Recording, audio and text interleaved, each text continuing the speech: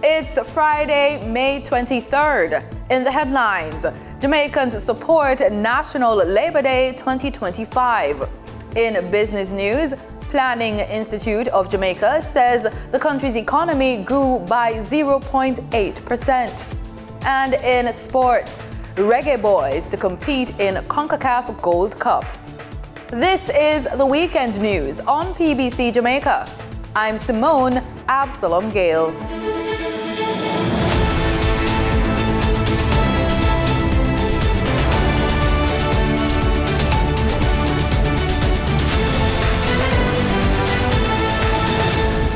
The Environmental and Research Park at Mason River in Clarendon has been chosen as the 2025 National Labor Day project. This aligns with the Labor Day theme: protect the environment, our land, our duty, our future. The campaign slogan is Jamaica Nice, protect with paradise.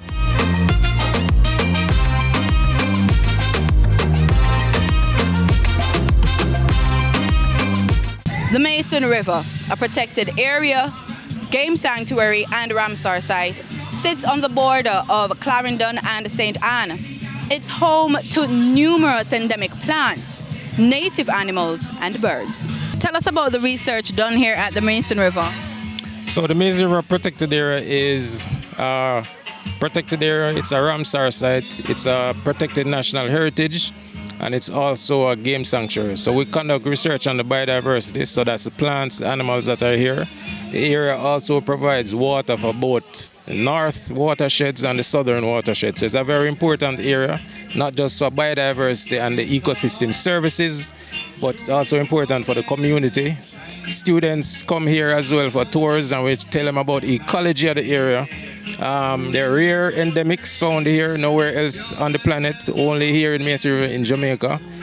So those are the important things. In terms of wetlands as well, we have the only inland bog that is 670 meters above sea level, which is different from the other Ramsar sites that we have, which are coastal. So tell me about the project today itself, the Labor Day project. So essentially the Labor Day project, we have identified a space within Mason River, Clarendon, and this is the natural reserve, and we've identified a building that was previously derelict. So we have done some work in partnership with the Jamaica Defence Force. This is Captain Omroy Davis. He can speak a little bit more on the technical aspects of it, but we identified the space and we did a scope of work in terms of replacing of the roof, the tiling of the space itself. But he can speak a little bit more on the technical aspects of the project. Okay. So what we've done here is renovate this building in the background. So it was, as Mr. Treasurer said, quite derelict. So the roof was porous. There was moss on the walls, the doors and the windows were in very bad state. So what we've done, we've removed and replaced all of the deteriorated material. Mr. Treasurer says a recreational area and other developments will also be done. Prime Minister Dr. Andrew Holness, in his remarks, described the area as not just beautiful, but also a natural asset. This is a critical filter for much of our water supply. So when we say we have to protect it, you see the importance of ensuring that the quality of the water that we receive, that comes from this area and filtered through the biological and environmental features here, that is for the benefit of the entire Jamaica water system. Leader of the opposition, Mark Golding, participated in several activities in his South St. Andrew constituency. He started the day at a tree planting exercise at Charlie Smith High School before doing some work at Jonestown Primary and the Friendship Park. Marlon Samuels was there and he filed this report. The residents of the community is doing this to the school. It brings tears to my eyes. So I just take the opportunity to know that I'm going to involve it in the MP project for Labor Day. Just to see the people doing the right thing, because at the end of the day, they really want to clean. And see our councillor out helping us, so that motivates us to do the right thing. Well, I think it's very important that at least once a year everybody focuses on serving the public, serving their community, serving others. And Labor Day is the day in Jamaica when we do that. And it's an opportunity obviously to improve the environment, which is the theme for this year, and clean up the place and beautify the place. And everybody gets together and puts in their work, and it's great. The transformation was evident. The walls at 3 community schools were painted, turning dull, neglected walls into symbols of hope and community pride. This effort was part of a broader initiative to beautify public spaces and foster a sense of ownership among residents. The garbage at the rear of the Jonestown Primary School was cleared away. Garbage bins and signage discouraging littering installed. Streets within Arnett Gardens saw a flurry of activity, with volunteers repainting pedestrian crossings to improve safety. They cleared verges and planted flowers to enhance the area's aesthetic appeal. The community's roundabout, a vibrant landmark, was also spruced up. Perhaps the most inspiring work was at Friendship Park. Volunteers painted the fence, cleaned and repaired playground equipment. It demonstrates the community's commitment in nurturing its future and protecting its natural environment. The improvements at the park created a more welcoming and inclusive space for children of all ages and abilities. We here in the community have a duty to really see to it that whatever we have, we take care of it and protect it. So that is something that I'm expecting. I, as an individual who lives here, over the years, I've tried my best to really see how best we can take care of what we have and to preserve it. We need to be much more aware of the impact we're having on the environment. You know, people burn rubbish and toxic fumes are emitted into the atmosphere. It hurts the air quality that we breathe, and it contributes to global warming, and so on. So awareness is very important, and also our water resources are impacted by how we deal with waste, especially throwing waste into gullies, because the rain carries those, the torrents of water from the rain carry the rubbish down into, in Kingston's case, into Kingston Harbour, and that pollutes the harbour. It affects our marine assets, our marine ecology. Fishermen rely on that. Many of us enjoy eating seafood, fish and other seafood. So everything is everything, It's God's earth and everything is interrelated. Labor Day in Arnett Gardens was a testament to the power of community action. Through their collective efforts, residents demonstrated that Jamaica Nice, Protect Our Paradise is more than just a slogan. It's a call to action. Reporting for the news on PBCJ, I am Marlon Samuels. In West Central St. Andrew, residents were busy doing work at the Olympic Gardens Health Center. Our reporter Brittany Walker was on site.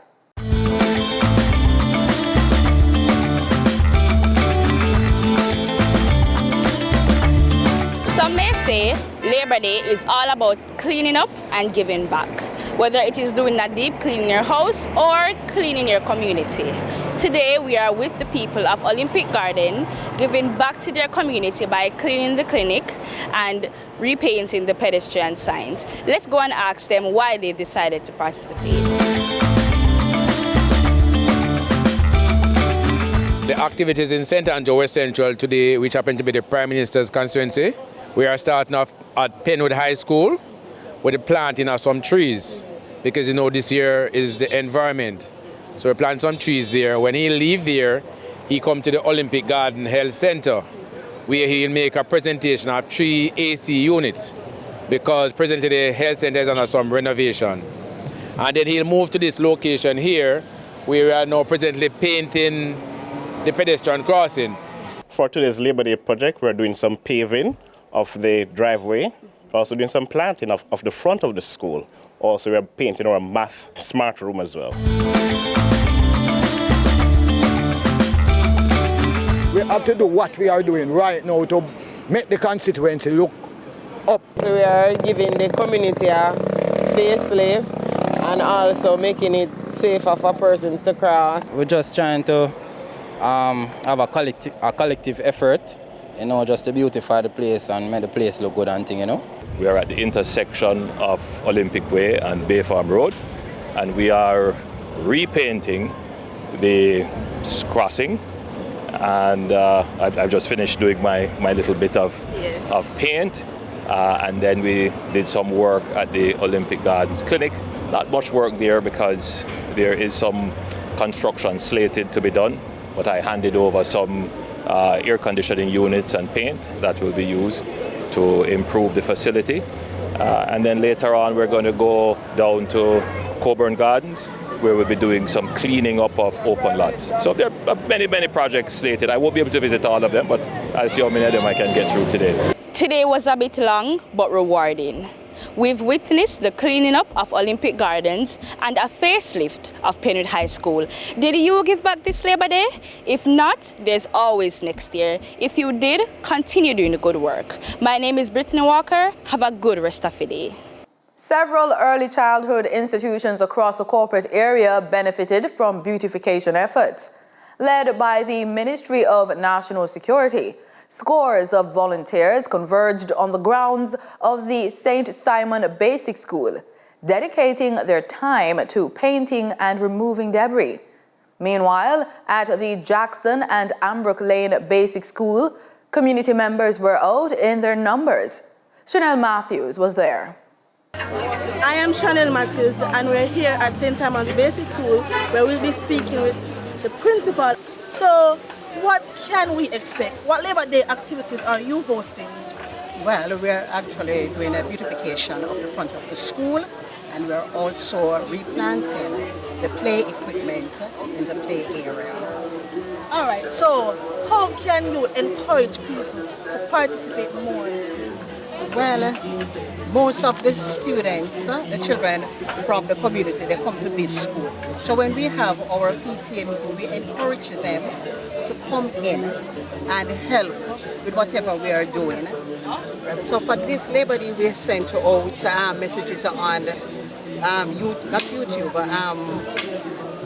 We sent out the messages and for them to come in and help. And now we have a lot of parents here, along with the Ministry of National Security, doing the beautification of the school. And it will also enhance the community at large, and more children will come here. So what motivated you to volunteer or participate in this initiative? Well, I'm from this community first and foremost. Here at St. Simon's Basic School, was chosen by the ministry where I work. When the wellness committee reached out to me and say, hey, we really have to take on this. I mean, inner city community uplifting young minds to do great things is always a passion, and I just feel led that this is a great initiative. What message can you bring to those who weren't a part of this initiative? Well, what I can tell them that they have missed out on a good thing, because these are the tender ones, we call them youngsters, the first set that would move on to the primary level. And what this does, it treat with some of the issues that is happening, and it gives them a better learning environment. So persons that are not involved, they would have missed out on something great. Tell me about this project and what motivated you to participate in it. This initiative came about within the Jamaica Employment Group here in Scotiabank, the Jamaica Operations Center, and we took on this project because we wanted to give back as a part of our social corporate responsibility to our communities. I am personally from this community, and I have grown up here, so I know what is needed here, the support that is needed, and therefore we have decided to use this school for our Labor Day project to give back to our community. What have you done so far? Well, so far we have done some paintings, we have painted the roof, we have changed some fixtures, we have decided to even paint the chairs. We have painted the desk, the walls, and we're currently in the last phase of it where we're fixing up the bathroom doors. Thank you. What message can you give to those who are not a part of this project and will be a part of it sometime? Well, for those who weren't able to make it this time, just know that you missed the fun, the excitement that Scotiabank team has to bring forward. And, you know, the next project, we look forward for your support. We know that as a team, we can accomplish lots more. And, I mean, we can take on greater projects. I mean, for the next project, we can probably still look at this school to look at other areas that need further development within the community as well. And to just give back to our students, you know, they're the next futures coming up. So we want to ensure that they're taken care of. This project is an every year project for me. It's not like a one-off thing. From day one, it was giving the strength, you know what I mean? Take care of the school, keep the school on a level. You know, so we are the youth them come through the school, in the community we live. So them time of the area, our time to give back to the community and the school. You get what I say? Our school, our community, so we just keep it on a level, paint up the place and give the teacher them a strength, you know? And give the Scotia people them a pass to a strength. And don't know a strength, do the thing. All members gathered and participated in Labor Day activities, which allowed individuals to contribute to their country and the community at large. Teamwork makes Jamaica stronger each day. Reporting for the news, I am Chanel Matthews. Scores of Jamaicans have come out in protest against recent incidents of gender-based violence. These include the recent discovery of skeletal remains on a beach in St. Catherine, believed to be those of missing university student Anissa Dilworth, the physical assault of a nurse in uniform, the strangulation and assault of 9-year-old Kelsey Ferrigan, among others. Brittany Walker spoke to several protesters on Thursday who took to the streets in the afternoon. Enough is enough. No more violence, no more silence. That's the chant of those who are gathered here today at the intersection of Tom Redcam, Oxford and Old Hope Road, standing in unity with the families of Anissa Dilworth and Kelsey Farrington, nurses and students at UTEC, protesting for the rights and security of our women and children. My mother never raised me to beat woman. God never said me supposed to beat woman as a man. God said we're supposed to love and lead and protect them and guide them. So that is why I'm here today. My side might be comedic, but this act is no laughing matter. Something needs to be done to all this kidnapping and killing, and they are promising students. We are promising women. You know, a pharmacist, one was supposed to be a politician, and then when they are young, they don't even know what they're going to grow up to be. And they've been kidnapped and killed, raped and abused. And we're just tired of it. So I'm out here today, leave work, to out here protest about it. We are saying we are tired. We are saying no to violence. We are saying care for those who care for you. Care can't wait. So the time for care is now. The protest was organized by Women's Media Watch alongside the University of the West Indies, Institute of Gender and Development Studies, in response to the increase in violence against women and girls.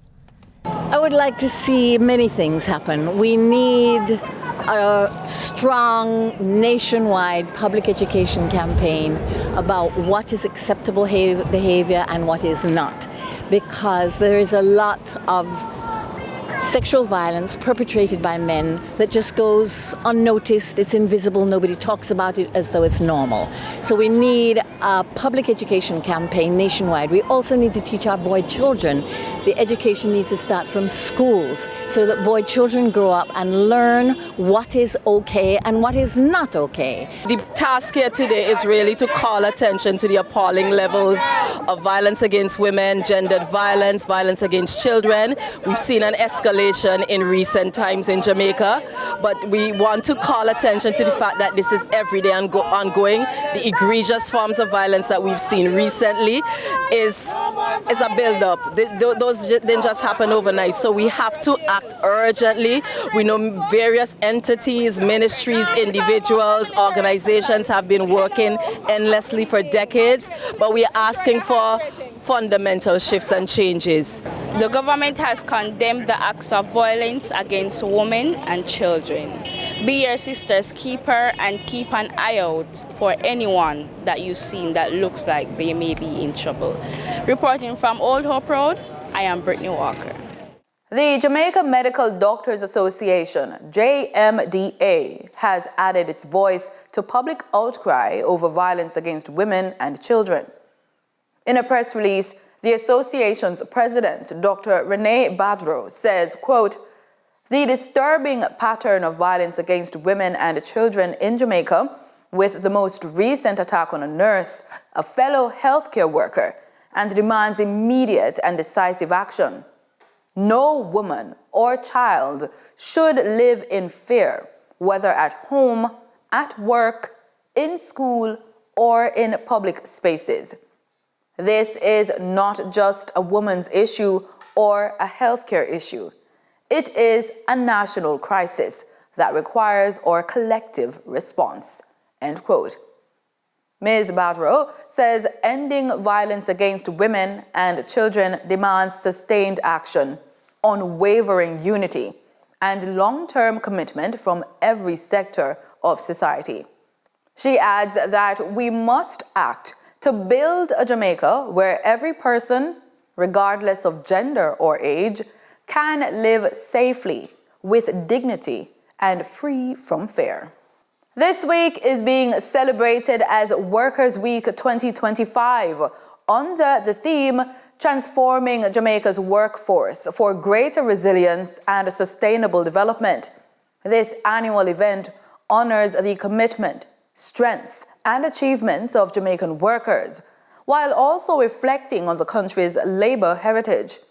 In the spirit of celebrating workers' achievements, representatives from both sides of the political divide, along with leaders of the workforce, participated in a wreath-laying ceremony in honor of Agnes Bernard, a trail-blazing unionist and workers' rights advocate. Minister of Labor and Social Security, Pernell Charles Jr., led the proceedings. As we are here to reflect on the hard work, the sacrifices, the dedication of many who have made it possible for us to be able to work freely in Jamaica, to be the beneficiaries of their efforts and their commitment to ensure that what we have now as this tripartite is strong. This relationship between government, employers, and employees distinguishes Jamaica across the region. Time now for the Business Report with Denise Williams.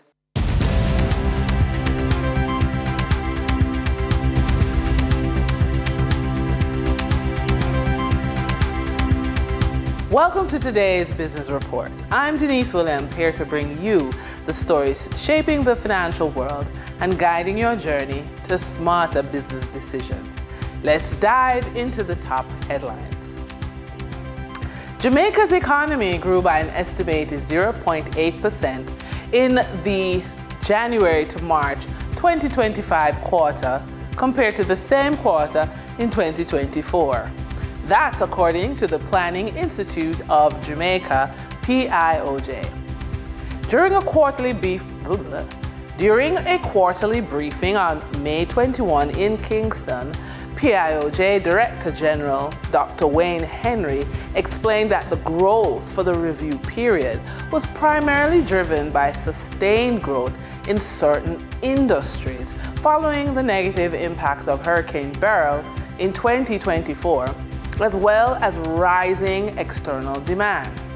The performance for the January to March 2025 quarter largely reflected the impact of 1. Continued growth momentum in some industries following the adverse effects of the hydrological events of 2024. 2. Increased external demand, which was facilitated by continued growth in the economies of Jamaica's main trading partners. And 3. Increased employment and higher levels of consumer confidence, which drove domestic demand. Dr. Henry also highlighted that the rise in employment and increased consumer confidence, which boosted domestic demand, were additional factors contributing to the growth. For the review period, the goods-producing industry grew by an estimated 1%. Other industries reported positive results as well. Developments in the goods-producing industry. The goods-producing industry grew by an estimated 1%. compared with the corresponding quarter of 2024. This outturn was driven by growth in all 4 industries, namely agriculture, mining, and manufacturing. Agriculture. Output of the agriculture, forestry, and fishing industry was estimated to have remained relatively flat, with a 0.1% increase in real value added. The industry's performance reflected continued recovery, facilitated by favorable weather conditions and targeted assistance provided to farmers.